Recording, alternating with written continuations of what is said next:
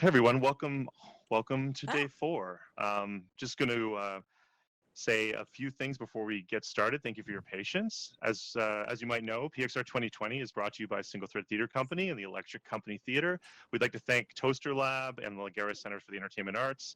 We'd also like to gratefully acknowledge the support of the Canada Council for the Arts Digital Strategy Fund. We'd also like to acknowledge that we've organized this event primarily on the traditional and stolen territories of the Coast Salish peoples in Vancouver, BC, and I'm talking to you today from Kingston, Ontario, the traditional hunting grounds of the Haudenosaunee and the Anishinaabe peoples. Um, today, how are practitioners approaching the creative process for new content in XR performance? Is there a common language shared with other creative industries in the medium? What is the dramaturgical processes in XR? How do you create and innovate? Justine Garrett, one of the great minds from Team Toasterlab, ah. is here to lead this conversation further. Let's give her a round of emojis, everybody. Thank you very much. Oh man, you guys, it's so beautiful. It's like we're underwater, except there's hands. I'm so excited to be here. Thank you guys so much for joining us today.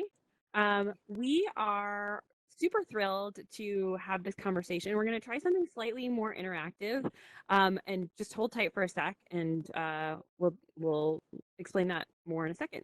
First of all, I'm Justine Garrett. I'm a producer from Toasterlab and a co-founder. My specialty is in producing and writing for immersive and extended reality experiences.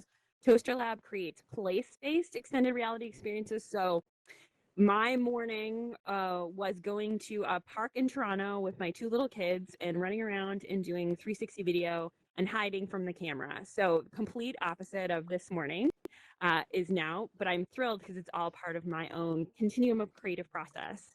I would love to introduce our amazing panel today. We have 5 people. Immediately here is Meagan Byrne, who is on our wonderful Toasterlab Mixed Reality Performance Atelier Advisory Board, but I'll let her introduce herself. Tansi, Megan Brindisika-san, Apatoakosi-san, Hamilton, Ontario, Nuchin. Hi, I'm Meagan Byrne. I'm Apatoakosi-san, or Ontario Métis, and I'm born and raised in Hamilton, Ontario, the traditional lands of the Six Nations.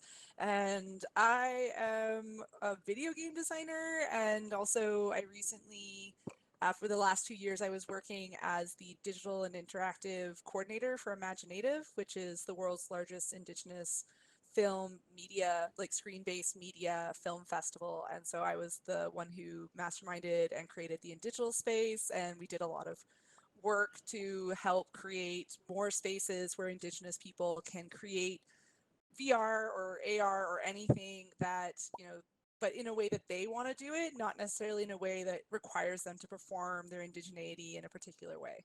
So that's me. Thanks so much, Meagan. Thank you, Meagan. And then this wonderful Mohawk gentleman here is Michael Wheeler, and he's going to introduce himself. Hi, everyone. I am Michael Wheeler. I'm the Director of Artistic Research at Spiderweb Show Performance and a co-curator of FOLDA, which stands for the Festival of Live Digital Art. And my experience in VR mostly comes from us just trying to figure out how theater makers are using it right now. At FOLDA, we've presented a couple of VR pieces, including Violette, which I think you might have seen here earlier today. And we've done a couple of workshops, including with the Games Institute at the University of Waterloo, and how playwrights can get involved. And so I don't know, I do a lot of work with online live digital work, but I feel like I'm still learning some of the basics about VR, and I'm really happy to be here learning more with you. Thank you.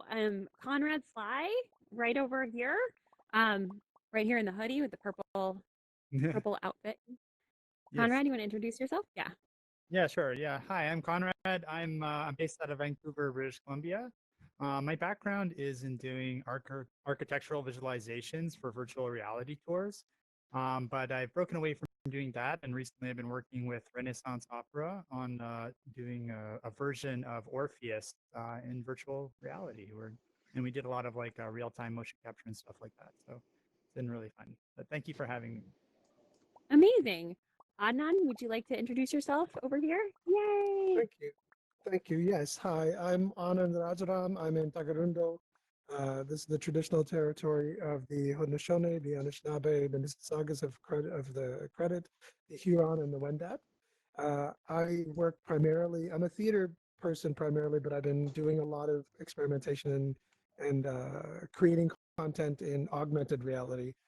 Virtual reality is relatively new, but there is a project I'm currently in residence at the Theater Center in Toronto, developing a kind of an interactive choose your own adventure kind of game in a platform. We've been using Mozilla Hubs, but we're probably going to migrate to something else. But that's what I'm currently working on. Thanks. Thanks for Fantastic. having me. So good. Jacob Zimmer, right over here. With the Hi. beautiful nails and hands. Oh, thank you.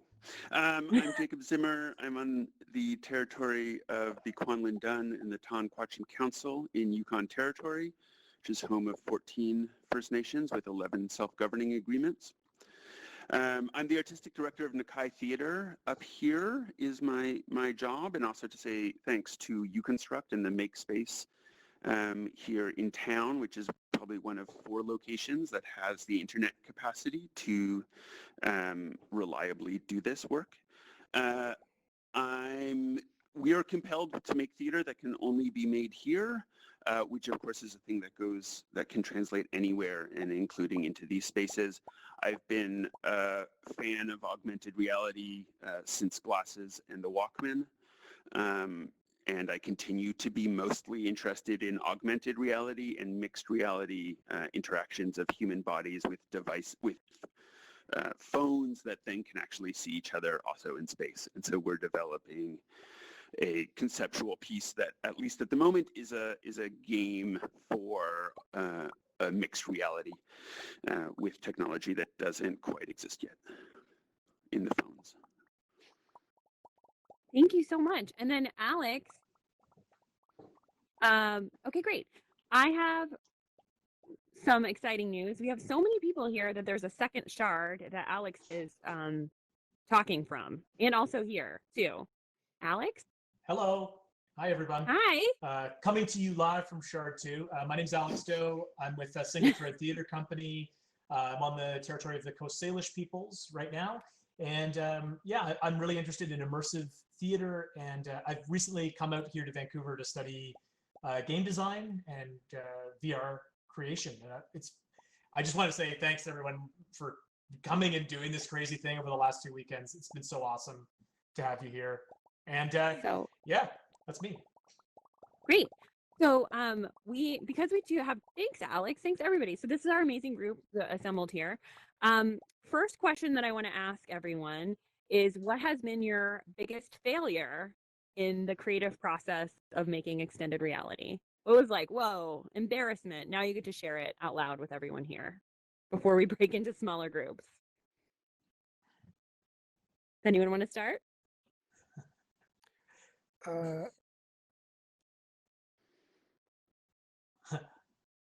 I can start.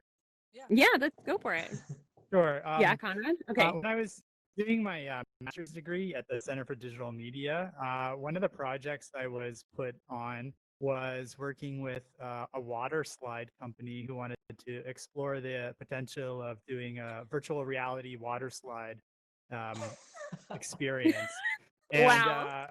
but like the challenge that we had to solve was tracking a headset over a great distance. And at the time of doing this, there wasn't really a mobile device, or there's just one mobile device capable of doing this, which was the Lenovo Tango phone. So we obtained one of these, and we were able to do it. But my God, user testing this thing, I did it hundreds of times, and I think my equilibrium was shot for a couple weeks after doing that. But you know, like it's just kind of one of those situations where, you know, water slides are awesome already, and we were just kind of scratching our heads as to, you know, why would you need virtual reality in a water slide? So there's just constantly that question in the back of our minds, and I don't know if it was a failure because we were able to achieve what we did, but I don't think I would. And like the potential for like an eye injury just seems very high. So yeah. It's amazing. Does anyone else, like, that's pretty spectacular. I really love hearing that. Yeah, Anyone else have anything? Yeah, I know, right? Yeah. I mean, I don't wish know if mine it's mine is was a. yeah. Yeah. Go ahead, Jacob. I don't know, it's an extended technology thing, but just all the problems of testing, having tested a one-off performance and having it work perfectly in an empty room that relies heavily on Bluetooth and wireless. And then, of course, it doesn't work with an audience because Great. right, like it's just one of those like, oh, right, that. That ability to do a dress rehearsal doesn't include having 100 phones using Bluetooth and wireless. Wonderful. And actually being in a conference where you can't tell people to take their phones off or Ooh. Of course, Whoa. naturally. So because we have such a great group, I am actually going to encourage everyone to split up next for our next portion. And just to keep it wild and interesting for our panelists, 2 of you are going to go to the other shard. So you're going to follow Liam Oh. right here in the green top. Okay. Are there 2 volunteers that would like to go away? Oh, I can Jacob? go. that seems intense. Yeah. Sure, I'll jump don't in. mind. Jacob and Meagan? Okay. Okay. I love don't the mind. But wait. Before you go, stop. Before you go, I have to ask you a question that you're actually going to discuss. So, Jacob, oh, I gotta like take my headset off, wake up my computer. Hold on a second. So I While can you're answer doing your that, question.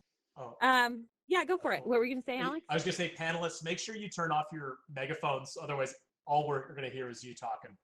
Yeah. That's it. Don't Yeah. do that. Okay, Do so we keep on it? Jacob, my question for you as we break up into smaller groups is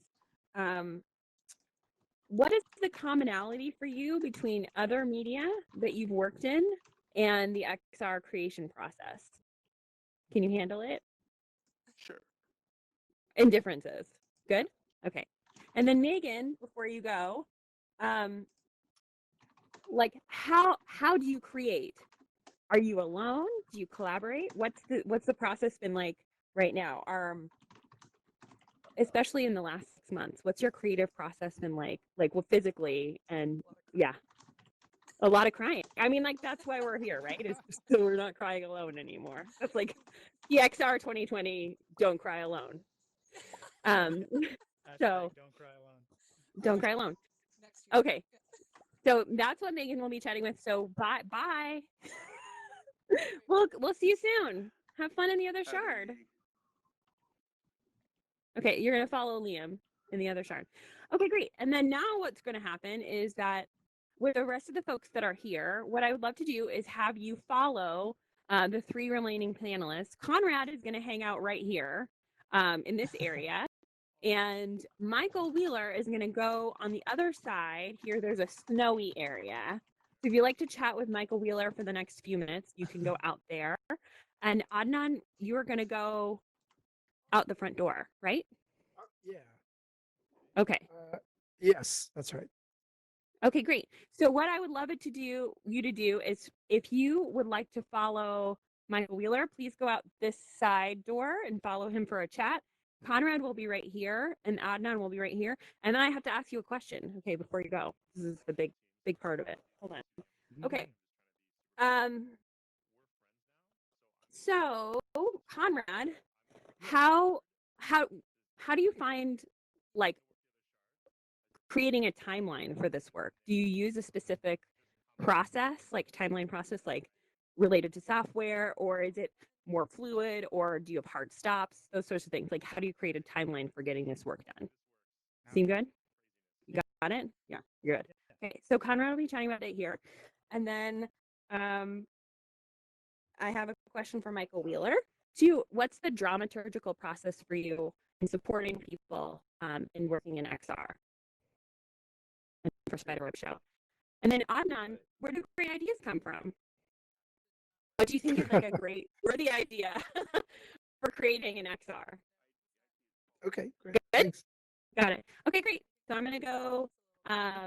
You guys can have a few minutes to enjoy, and then we'll call you back after the conversation. So Adnan, again, is going out the front door here. Michael is going to the snowy area, and Conrad will stay right here. So I think the question posed to us was, what is the dramaturgical process that Spiderweb Show has? And I'm less interested in talking about myself and more maybe just generally about digital dramaturgy, especially I see Beth here. Beth is a digital dramaturg. And so I hear that term around a lot. I guess maybe I'll start off the conversation by saying dramaturgically, what we've kind of started to understand at Spiderweb Show is that we've copy like a software development model based around alpha, beta, go. And so for those of you not familiar with that, kind of most apps now, when they're being developed, they're in alpha when they're kind of doing internal testing, and then beta when they're tested against an actual kind of set of people. And then when an app is ready to launch, it's go. It's in a go stage. And so and the only way that we've adapted that is to, I just want to be able to see everyone. We've changed the word golden to go for us. So I guess apps when they launch are golden, and at a full they're go when they go. And so the way that we've been curating the festival is that we often program festivals twice. And so you'll see a work in alpha or beta, an unfinished work, and then we'll program it again in the second year as a go, as a finished work. And so what we're asking audiences to do in that capacity is understand themselves as being more complicit in the creative process, and that the feedback that creators get, kind of like actual feedback and just generally how it went for the creators, feeds into the creative process. I think of it differently with digital things. And I should say that those works that we have programmed in 2 years in a row, almost exclusively, those are the ones that have been picked up by other presenters. And so we're feeling that it's a strong model because we're seeing those works that are at full to twice, that presenters are then ready to trust them and pay money for them down the road. So that's my opening gambit. Maybe I'll throw to Beth, since we're talking about dramaturgy and you're a digital dramaturg. Do you have any philosophies on what that means?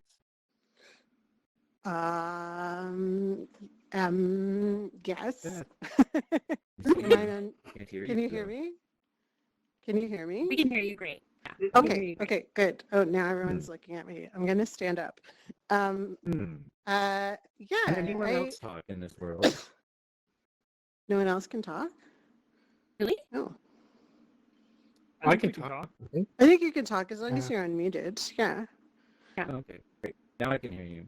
Okay. Great. Awesome. Philosophies.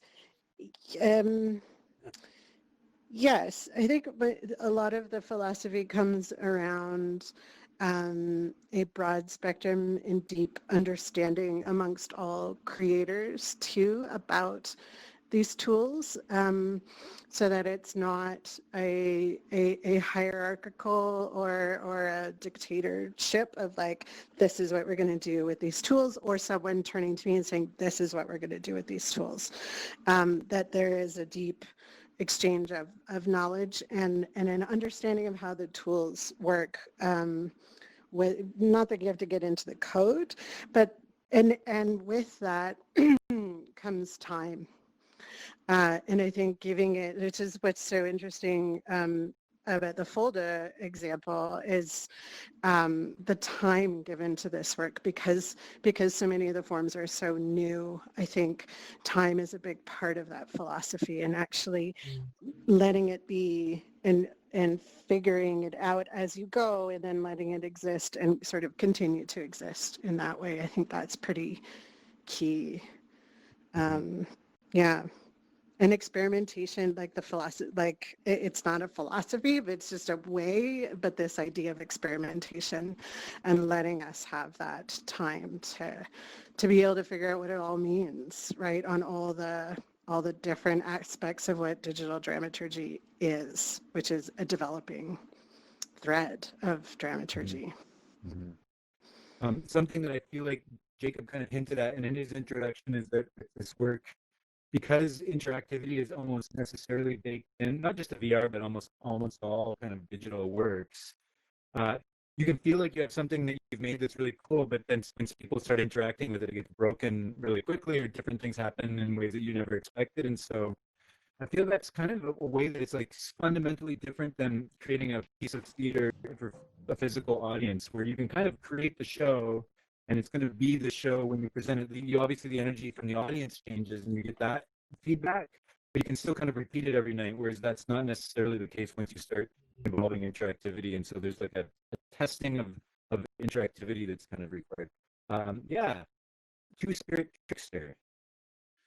Yeah, well, it just kind of makes me think of the essence of art and art practice, and that as soon as you make a work, whatever that is, it's up to the interpretation, and the way it exists is always going to be in the person who perceives it. So it's always going to be out of the hands of the creator as soon as it's being perceived by anyone else. Whereas like within more interactive works, like digital, that's like pushed even further.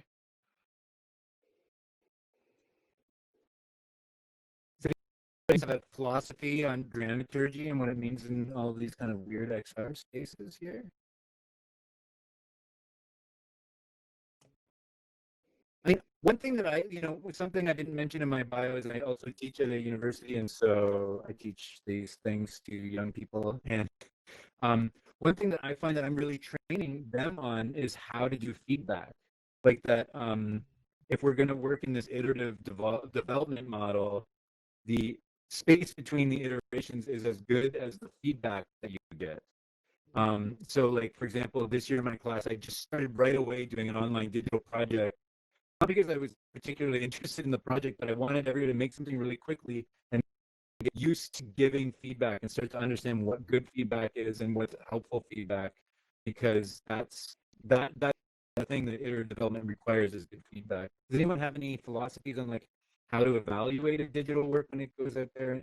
Any experience with that sort of thing? Maybe what you learn from it, right? Rather than. Camille, Yeah. here. Oh, can you hear me? Yeah. Yeah, I just wanted to make sure I was looking where the person was talking. Oh, I know it's hard sometimes. Yeah, I was thinking, especially in relation to students, the intent is one thing, but there's failure and there's success, but what did you learn from it? And I'm thinking that would be a good indicator for students, especially. I mean, for all of us, really, because Yeah, I mean, what I try to tell them is failure's fine in my class, like, and that it's kind of fail fast philosophy, which is kind of in the tech entrepreneurial kind of way of doing things right now. Like, what I try to encourage them is like to think about their projects not like a pilot project where they would plan it forever and then eventually like reveal their project, but to try to do a minimum viable prototype right away, test it against reality, and get feedback that way, as opposed to kind of being really precious and building it kind of over a period of time. I found that to be more successful. Brian, you built digital things. What's your philosophy been as you try to test them? You just had a show this summer that was all digital, I believe. Yeah. It wasn't like any AR or PXR stuff, but it was all through Zoom. Highly interactive through Zoom. I guess if we're talking about like dramaturgy of feedback, as an artist, I think when Michael, you talk about the minimum viable product, iterating stuff, and even Raven, when you're talking about like when we become hyper interactive, you can really only make one change at a time. If anyone like is on the sourdough bread hype, you want to make one change to that recipe before understanding. You can't make 5 because you kind of don't know like what it will do if you think like, oh well, no one's participating or no one's participating in the way we want to. It really, I think, in terms of participatory work, which when translates online is about like how do you get people to engage in a way that you think would be more effective than how they're originally doing it as you're going through alpha, beta, right, blah blah blah. And so can I ask you, Brian, like very specifically, so when you had your show, how did you do a dress rehearsal? Oh my god. I had a large team, so we would have to rehearse for each other. So what you end up getting is like, you don't, as you rehearse, you don't get to do the full show because, you know, there are 11 performers, but only, you know, like 4 of them we could do without them just having to completely imagine what the audience would be doing. That way, you know, each of them at least have one other person that they can react to. The dress rehearsals were really weird. They were always like so very difficult to do without an audience. Which when we did in person was a lot easier because we could invite people in and do those play tests, but online it was a little bit harder. Just in terms of like time management to get people to come. Yeah. It's tough. One thing that I've noticed is, sorry, go ahead. Yeah, please. Or I was going to go in a different.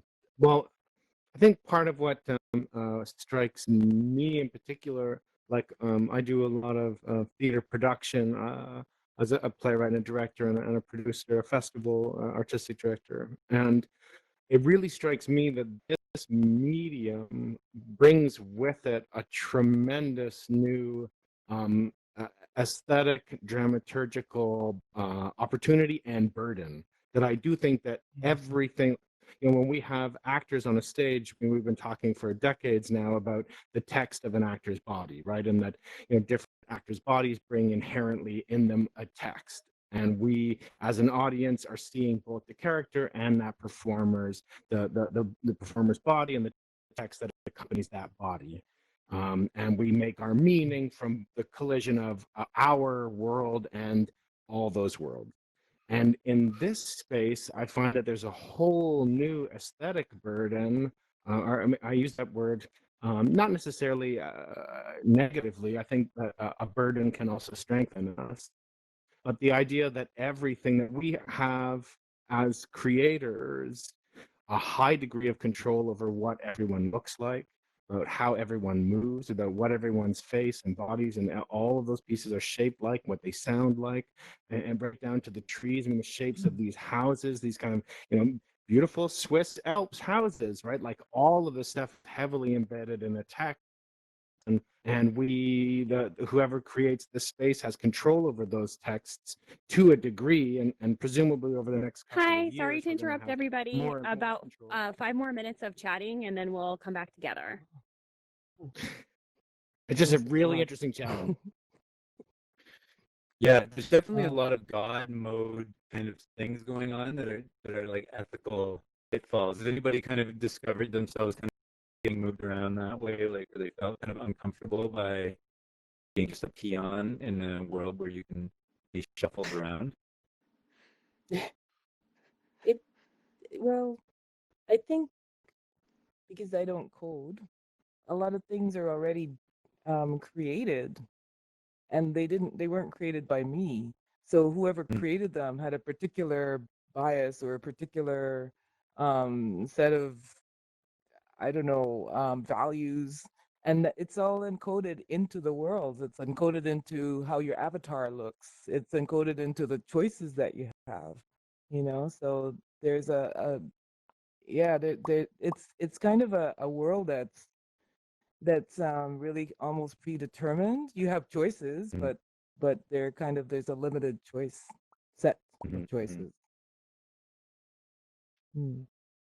Yeah, you know, I feel really weird about the fact that I chose what I look like right now, which is not what I look like at all in reality. And then I showed up here and I realized that most people actually look like kind of how they look like. And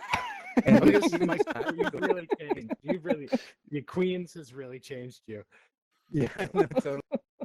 But I appreciated like the opportunity to kind of look different because, you know, I probably teaching at Queens, this would be a weird look through.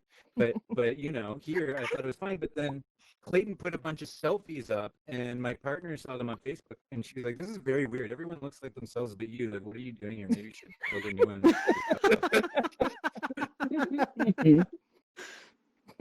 So that's interesting. And this is, it's Camille, it sort of goes to, similar thing was raised, Raven, at the talk that you were at yesterday about that. And I know from people who, like I have a VR artist friend who builds avatars, and she went looking for, she's a black VR designer, and she went looking for black hair and couldn't find it. And so Couldn't she ended up find having to anything, do that yeah. labor herself, right? And then she crowdsourced it, and now there's like this wicked library.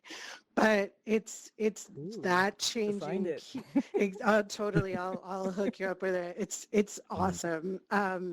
But Great. it's those pieces, right? It's getting Yeah. women into tech. It's diversifying the Yes. tech so that Yeah. yes, the code Yeah. is diverse itself, because it's hard when you are only dealing with drop down menus. Yep. How diverse can you make the trees? Like it's Yeah. it's a And big and problem. in our Yeah. bodies, it's an embodied experience to a certain extent, but then again, there's only particular bodies that are Mhm. allowed into the space. Yeah. Totally. One thing that And I was just going to say that, I do remember experiences here better than I remember a Zoom call.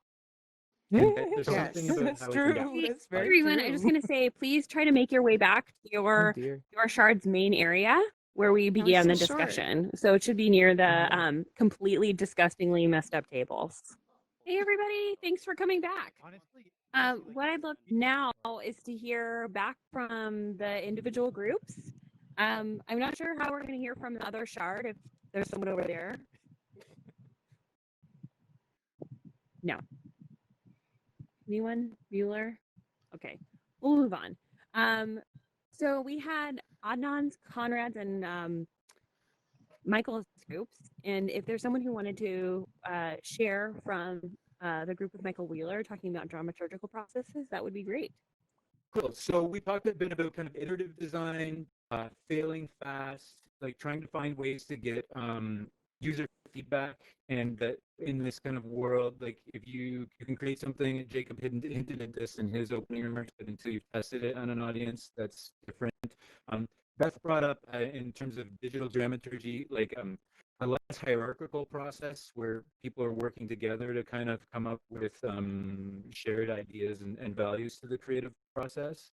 And we talked a little bit just about like the choices that you can't make in this world, that like fundamentally, or any world, like when you enter a virtual space, a lot of the choices are made for you in a way that they're not in negotiating that as well, and kind of making sure that the tools are out there to represent kind of anyone in any perspective that they might have. That's me. Awesome. Conrad, I heard there was a lively discussion in your group, a different flavor. It's actually a lot of the same topics we covered. Was it? Yeah, like, failing fast, iterative, in terms of managing timelines of production. But also, I think one of the most important points that we sort of came to was to, find an early point of relation with regards to, if you're approaching doing a virtual reality production of some other kind of production, like let's say opera, for example, having Debbie bring forward what the production cycle for a typical opera is from the outset, it helps us more, like the rest of the team background was quite technical in terms of our understanding of game design and producing game experiences. So having her bring forward this like opera production timeline for us to understand and relate to, it really helped demystify the process for her. And we were able to find a language to navigate the timeline and to make sure that she understood problems that could arise and the constraints, as Wheeler mentioned about working in virtual reality. There are a lot of constraints, right? Well, a lot more than in the real world. So it's very interesting how similar our discussions ended up being. Yeah. Thank you so much. Meagan, did you end up having any time to chat with your group? Yeah, a little. We kind of just like went around the circle. I got really lost. So that's shards. What are you gonna do? Shards. We mostly kind of talked about how a lot of us have been alone, even though we are working in groups. How because of COVID, we went from being like near people to just sort of having to be, there's a lot of basements. A lot of us are in basements. So so that was happening. Yeah, and it was like it just kind of echoed a lot of the stuff that I kind of was going through. But yeah, I feel like I wish we kind of had more time because I really wanted to start going into like why are we working alone anyways? Because when you're working in VR, oftentimes you're not literally collaborating together for majority of the development process. You're each sitting at a booth, kind of working on your own thing and sharing what you've done. Whereas like with theater, sometimes you need like a multiple hands just to put something together. So that's something I've always been thinking about lately with VR is just like we've lost a lot of the hands-on, but we're still building like these giant sets and stuff. Like even this space, like this would have been like one person just doing it by themselves. So are we losing I think anything actually that way? that is what happened. Yeah. Yeah, Alex is amazing. Thank you so much. Jacob, did you want to chat about your group? Sure. I was also got a little lost in the shards and so then chatted a lot or blathered a bit. I talked about play being the similar process, the thing that is similar to me in creative process. One is coming basically from clown, and these are objects, and so you pick up every object and you do 8,000 things with it. And every object is good for doing 8,000 things, none of which the designers meant. And so I sort of approach that here as well. That this gives me more joy than we're not in the same room, but the fact that I can put my hand inside a light means I want to play with that and figure out things. We talked also about sort of my perception that this stuff is quite hard. The interaction of this is quite hard. I'm certainly aware of the difference between my creative practice up here in the Yukon of 0 cases and not very good internet, and how that is actually that is more and more growing, the disconnect between myself and Southern folks, in good and bad ways, right? I don't have a pressure of not being able to go outside. We can do shows around fireplaces, and we have not, those things are more viable. But that creative sense of play is the same. I think the opportunity in VR for me to play off-site is really one of the exciting things. So can I use this? I can't play with it's harder to play with giant puppets in an abandoned strip mine in real space, but maybe I can build that space in VR and do the playing in VR, and then once we're doing the show in the mine site, we know how big the giant puppet needs to be to read at a distance, because we've done sort of perspectival stuff in VR. And that's really exciting to me as a maker who wants to work in places that are hard to get to. Great. That makes so much sense. And also, like, I'm just wild with jealousy. Like, what are friends in person together? And what's very weird is like we do have, because of the mining world, we have a huge amount of photogrammetry and data scans of the entire territory, right? We have a huge amount of data of the land, many of it controlled by Canadian companies who have huge human rights violations, both here and in South America, so that complicates it. I speak to you from the Gold Core Educational Room. So that's all the entanglement that is the North, and huge amounts of government funding, and we're just here to prove that we own it, but also with really bad internet. You're doing great now. Anand, I heard you had a far-reaching discussion over in your corner. It was a discussion. I mean, primarily like the technical demands are so new to all the technical as well as aesthetic considerations in VR. I integrated into this through augmented reality, and everything that I've been creating is from the place of someone who would have little technology literature that is not being cognizant already. And so a lot of my creation work has been for both audience and other performers, and I'm collaborating with all collaborators to be able to know how to see how to create, how to apply basic theatrical principles within these worlds. So I'm quite interested and fascinated by how much more I can do with this. I started from the place of what I know about what I don't know, and was able to like make significant advances without feeling like I'm held back. And, I think that's primarily what we yeah. You're a tiny bit garbled for me. I'm not sure for other people, but I think I got the gist of what you were saying a little bit. There are there other questions? Yeah, I'm gonna come over here. Oh, hop hop. Okay. Did you have a question over here? No? Okay. Sorry. That was kind of aggressive. So, anyone have a question for the panel? Any hands up? No? Okay. So my question, my final question for the group here. Oh, did I see one? Yeah. Oh yeah. Hi. Go for it. I'm amplifying you. Shall I wait or can I? No, yeah, go for it. Talk. Okay, so how as creators do you start with an intention and how is it impacted by the technology and audience? Did I say that right? Is there more? Yeah. Okay. That's about it. That was the question. Okay, great. So what was that? How do you start with an intention and then like for a piece and then how is that impacted by both the technology that you're using and the audience for it? Feels like an essay. You have 2 minutes. Yeah, Michael, go for it. If you have an answer, go for it.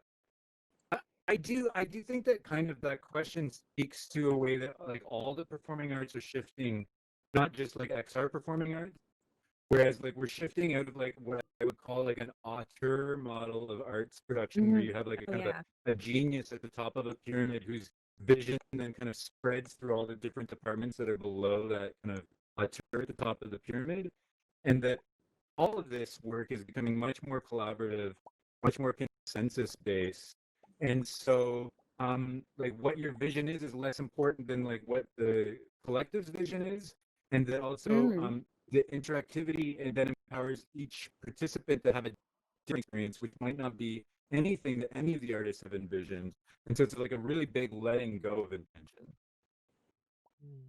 I love that. Yeah, Meagan, did you want to say something? Oh, yeah. I don't know how to undo that.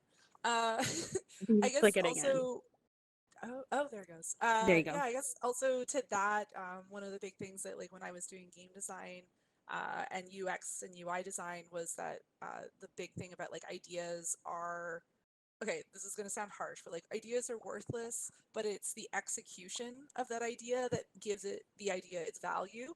And so I have working in so many different fields like education and edutainment and that kind of thing is like you get a lot of people who are like the big idea, I have these huge ideas, but then there's no plan for execution, or there's a refusal to sort of like give over that plan, that idea to the group in order to actually like execute it in any kind of way.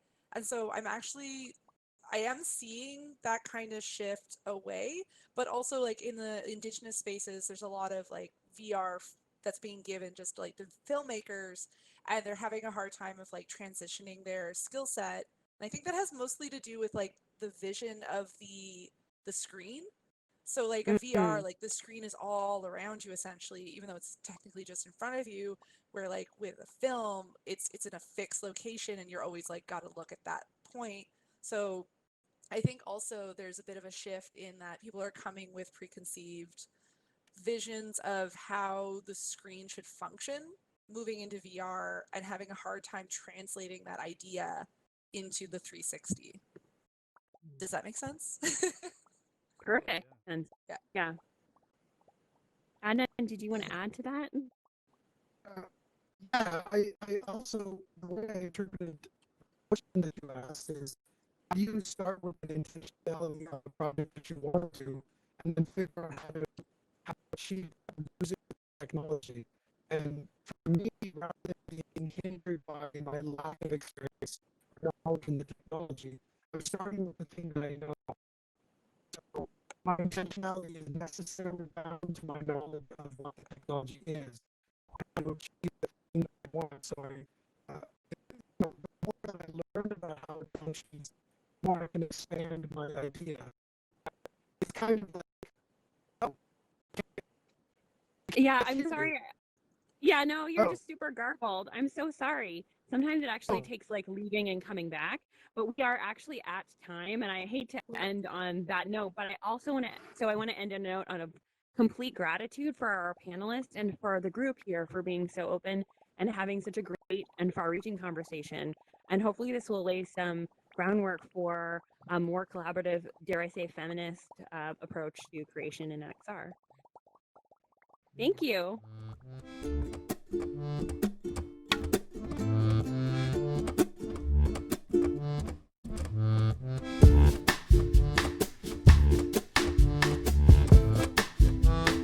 Ha ha ha ha!